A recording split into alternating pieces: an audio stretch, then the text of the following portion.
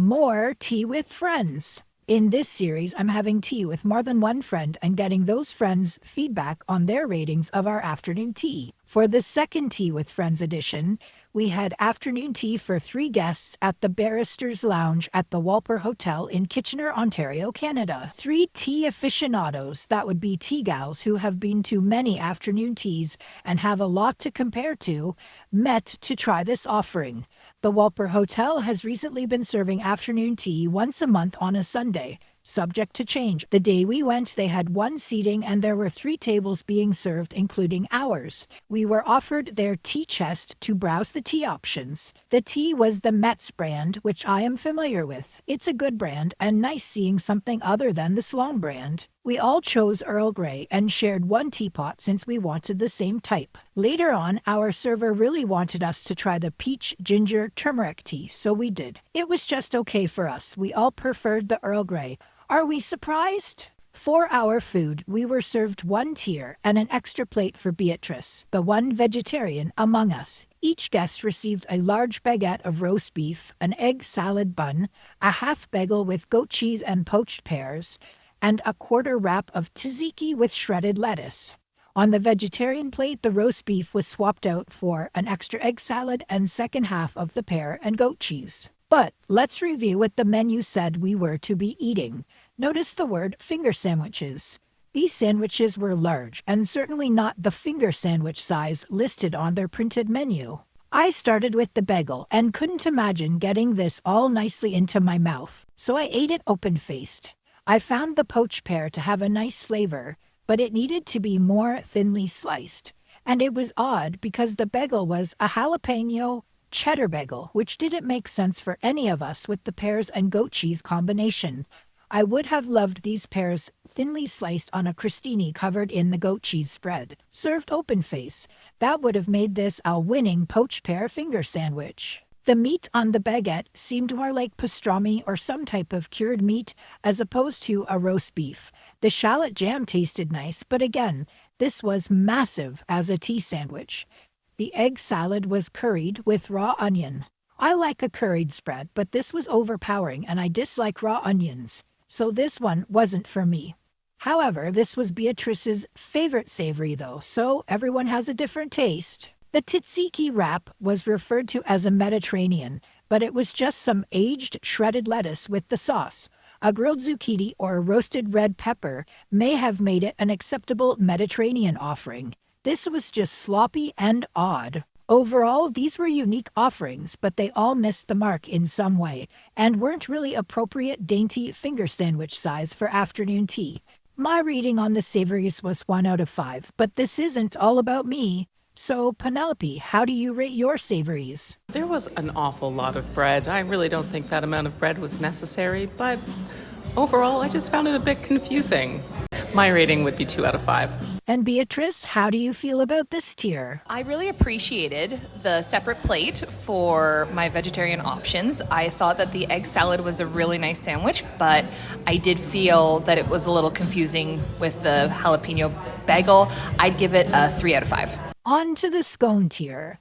We each received a raisin scone and a cheddar scone with individual helpings of accompaniments. There was the smallest dab of clotted cream, but a reasonable amount of raspberry jam. We asked for butter, knowing we'd need that for the savory cheddar scone. There was some miscommunication about salted butter, so that's why you see flaky salt beside the butterballs. Sadly, these scones were disappointing to all of us.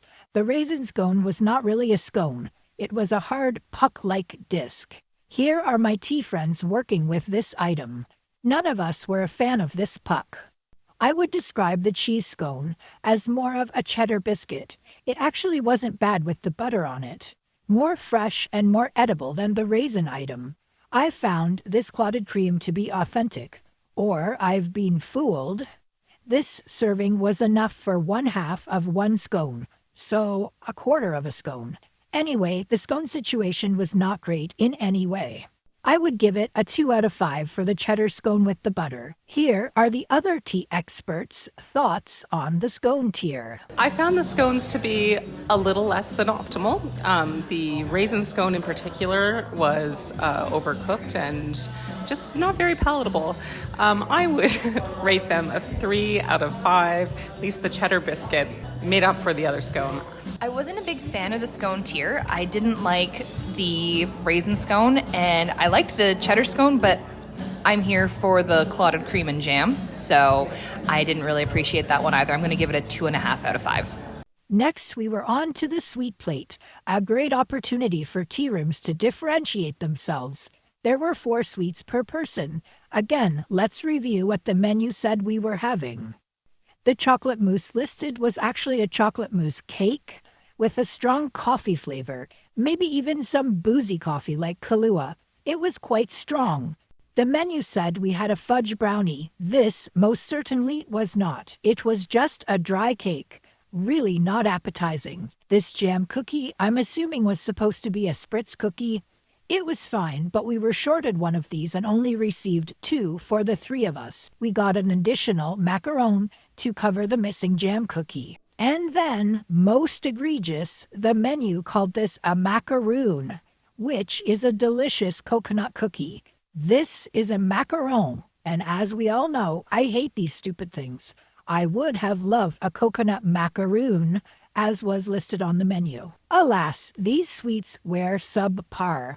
I'd rate them at 1.5 out of 5, as the mousse cake tasted pretty good but needed to be listed as coffee flavored. Here's what my tea friends thought. Beatrice, your thoughts on the sweets? You know, I'm not always very excited about sweets, so this was pretty okay for me. I would give it a 3 out of 5.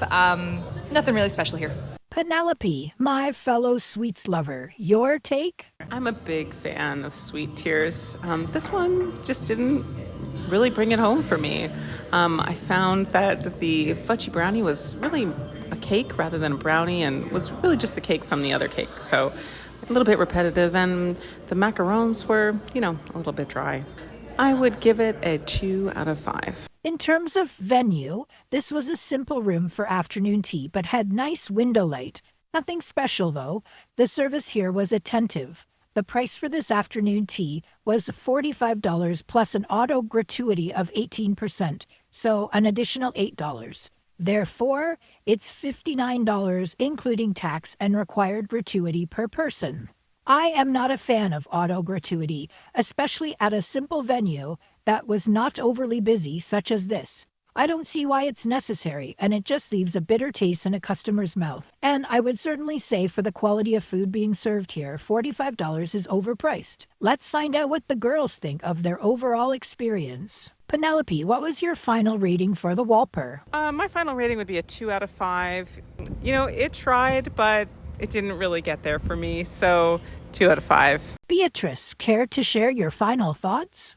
I'm going to give it a 2 out of 5. I really like the environment in there. I think that they took great care of me as a vegetarian consumer, but I just feel that they could go a little harder. Again, we're all in agreement here. And my Queen of Afternoon Tea rating is also 2 out of 5 stars. But that's a bit of a stretch for me. This is one you can probably skip unless big improvements are made. And you, would you go here to have tea with friends? Share your thoughts in the comments below, and please like this video, follow and subscribe if you want to see new tea reviews. Thanks for joining me and my tea friends today.